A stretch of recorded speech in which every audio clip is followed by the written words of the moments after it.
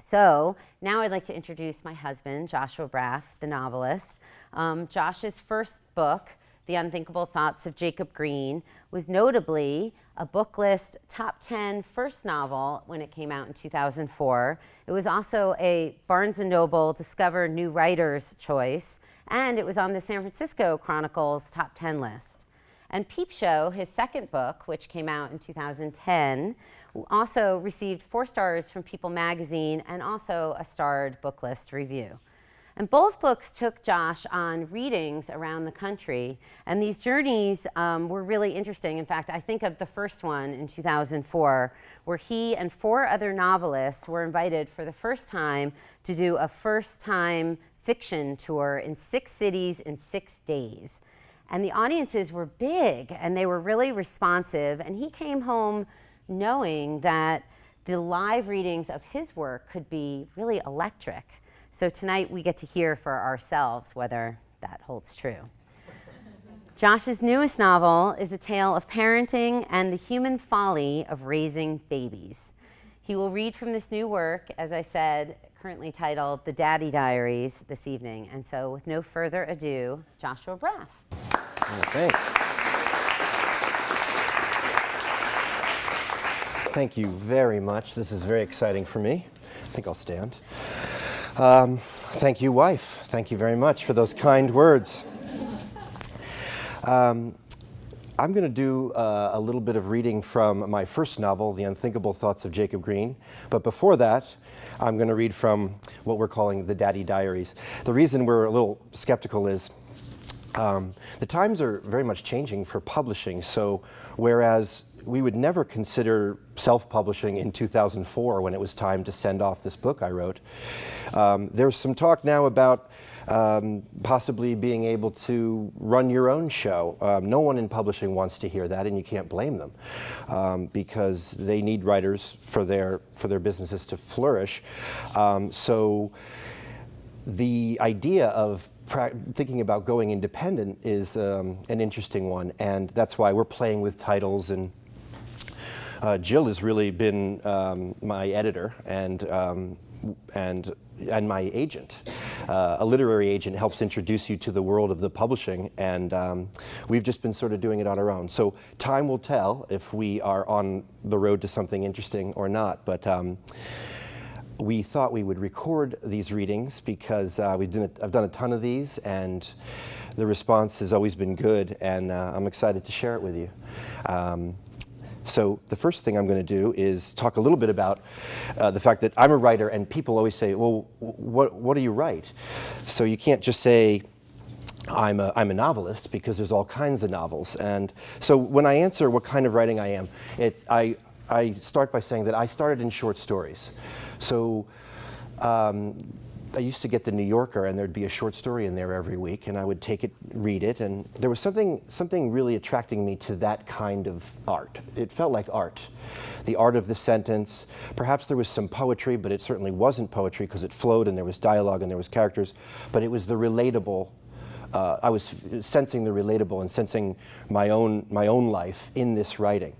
And so when I started to write in that form, I started to get some good feedback. People were saying, yeah, I like what you're doing. So it wasn't really about being funny, and it really wasn't about selling a 300-page manuscript to someone who really wants to make a movie.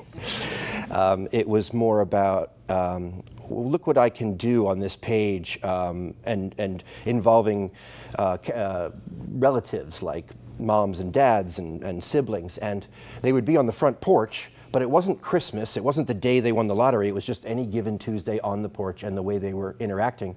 And how could something that seemingly dry affect us and connect us to this art form, which is allowing us to tap into who we are in a current time. So I'm going to mention some names of people that inspired me. That's another big thing. So Raymond Carver, his short stories, Joyce Carol Oates, Tim O'Brien wrote The Things They Carried, was a very famous short story about his time in Vietnam. Alice Munro, who recently retired, she was an excellent writer. Tobias Wolff, who's a teacher at Stanford. And Jonathan Franzen wrote a book called The Corrections that sort of a lot of people knew about because Oprah wanted to put her O on it, and he wasn't having that. And before that, Truman Capote, J.D. Salinger, John Steinbeck, Ernest Hemingway. Hemingway's a big dialogue writer, so I find myself writing a lot of dialogue when I started to write bigger manuscripts, and people would say, "Go easy on the dialogue," and then you'd pick up Hemingway, and there'd be page after page. So I was inspired by that, and it was freeing to see someone who's so honored being able to sort of riff like that and have response. When the short stories became novels, I began to juggle certain things. So there would be humor. There'll be dialogue, there'll be the pace is very, very important. As you see me read tonight, you'll see there's a certain meter to the reading. And so I write, in a way, to be read. The writing is almost built to be read out loud. And then devices, which is something that I'm going to read from the Unthinkable Thoughts of Jacob Green. So we'll come back. But some of those things in the air. So I'm going to read from the Daddy Diaries. And this is a book that came to me when I arrived here in Florida, where I was a stay-at-home dad, and I was raising young children, and there were just a million things that were happening that were worth writing down. And first one's about my son, and I say my son, but he's a fictional character in this, and some of the things he says in this scene. It was a buddy coming and saying, "You wouldn't believe what my 13-year-old said yesterday." So you might see me saying, "Oh, that's Josh's son." It's people my age that I've encountered who are telling me about their children and also my experiences. It's a beautiful thing about fiction and the unlimited page number of a novel, in that there's no limit to what I can bring in. I can bring in truth, and I can bring in non-truth. I can bring in my buddy's truth that wasn't my truth and call it my own. Other forms are limited. Screenplays these days are 90 to 100 pages long. It's very economical. You've got dialogue going down the middle of the page. So you can't just say, well, I'm going to throw that in. If I say I'm going to throw it into a novel, it has to, of course, be seamless and find its way into the motion of it. And if it doesn't, it'll be cut. But I like this form in that there's very little, there's no limit. All right. This is the second chapter of the book, and the title of it is, What's a Three-Way? My son is almost 13. I remember being him, resembling him. No cash, big sneakers, zero authority, and an achy yet subtle pain beneath each nipple. Puberty. He is just arriving, dragged, stumbling but steadily into its grip. Half little boy, half werewolf, he's currently most thrown by his inability to concentrate on tests, to sleep enough, eat enough, to cross every T. Last week I picked him up from school and he was eager to ask me if the verb to bang was the same as to bone. I said, "Hi, how was your day?" "Good," he said. "I'm glad. My guess is that they're the same." He nodded before looking out the window. "What about erection and boner?" I remember its arrival, sexuality. The symbol of the woman on the bathroom door held new meaning, the forbidden pink behind her doors. At the mall with my mom in suburban New Jersey, many of the female mannequins in Bloomingdale's were taunting me. Brunettes and strawberry blondes, vixens all, pouting and pointing, lost in their urbane and frozen cocktail stares. Then it was magazines. My brother Cam had a pile under his bed. He showed me where they sold them in the back of the 7-Eleven. Penthouse, the 1979 Playmate of the Year, just sitting there on the rack. Raquel Welch as a statuesque cave woman wearing an animal skin bikini made of rabbit, or was it bear? I snuck back to the magazine aisle, nervous, looking back at the clerk, his back turned, so verboten. I flipped it quick through, but saw no nudity, just ads, the Marlboro Man, a cartoon boob. My kingdom for the sight of Raquel's right hip. And then I saw them, both hips, all of her, my very first love. My son's first love is Coca-Cola. If I'm not around, he'll drink 3 like a longshoreman with a flask. It's something we both like, so we bond over it, seek them out in bottle form in those tiny cans. We enjoy the Americana, the old tin signs, the ubiquity of that reddest of reds, no matter where you go. Tuesday, we found Mexican Coke. More syrup, they say, always in a recycled bottle, a connoisseur's favorite. We drank them on our porch. Dad? This kid I know, Alex Hurley, he says sperm whales accord that because they have 2 tons of sperm inside their whale balls. Thanks for playing. Alex is wrong. That's not true. My son nodded and blinked a lot. I thought so. Sounds like old Alex needs to Google sperm whales, I said. He also said the Earth will explode soon because of global warming. No, still no. The Earth is fine. But it will blow up, just not while we're alive. Yes, maybe, but who cares, right? We won't be here. But someone will, he says, and looks down at his shoelaces. I watch him, love him, rest my hand on his back. No fears, little man. You are safe forever, okay? He looks at me, but then returns to his brain and all its fears. Did I make him pensive, or it is his mother's intellect? Children bring remarkable perspective. You have to raise them well to tap the code. They have to love you to help you, or is the word teach? I absorb his thoughts, place myself amongst the questions in his mind. I was him, he'll be me. In the morning, he runs into my bathroom while I'm in the shower. I have a pube. You have a what, I said? Look, he opens the shower door and lowers his pants, keeping his t-shirt lifted with his teeth. See it, he mumbles. I do, by God. The ending of youth, the beginning of sexuality, the first sign of manhood, or just a tiny brown hair on my little boy's schmeckle.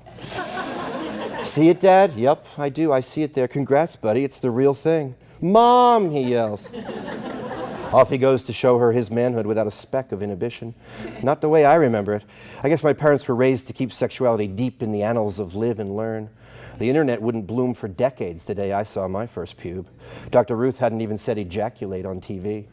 I do have a memory of a book, Where Do I Come From? See the wiggly guys in the top hats? They come rocketing out of your urethra and smash into these little ladies here, the eggs in the yellow bonnets.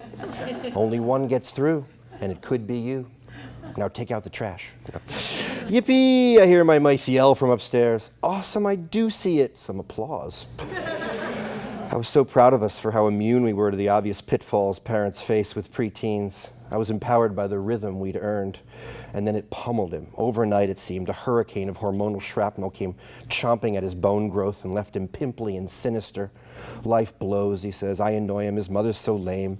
My jaw pops when I chew. I can only get a friendly tone or word if I buy him Cokes, and he snags them from my hand like an irritated baby gorilla. He's being a jerk, but I miss him. I think of days not so long ago when I was his hero, his anchor. I will never be as big to him, as important, as needed. Puberty will beg him to dismiss me. Will I ever lift him again over my shoulder, leaving him giggling just by kissing and squeezing his soft frame, lost in the embrace of my good fortune, being a dad with my only son? Alex also told me what an orgasm is, he said, his forehead creased with concern. He says it looks like mayonnaise. We decided it was time for a book. Not that book, some book. We'll give it to him, maybe just leave it in his room in the bathroom near his shoes. I buy one, the latest hit, Talking to Him, a father's guide to his son's questions about sex. Page 3. You are not your son's pal, buddy, or hombre. You may think you are, but you're really not. You're his dad. Will it feel like you're old chums at times? Of course it will, but you are not his friend. He needs you differently than that. I find my son in the den. I sit next to him with my new book and watch him play his video game. You winning, I ask, and watch him fire a grenade launcher into a war-torn village. Not really. Is anyone winning? Dad, yes? I heard another thing in camp, he says, his headphones muting the explosions on the screen. Oh yeah? What's a dirty Sanchez? I don't know. What do you mean, he says, pausing the game facing me. I mean, I don't know. A dirty Sanchez? And what's head?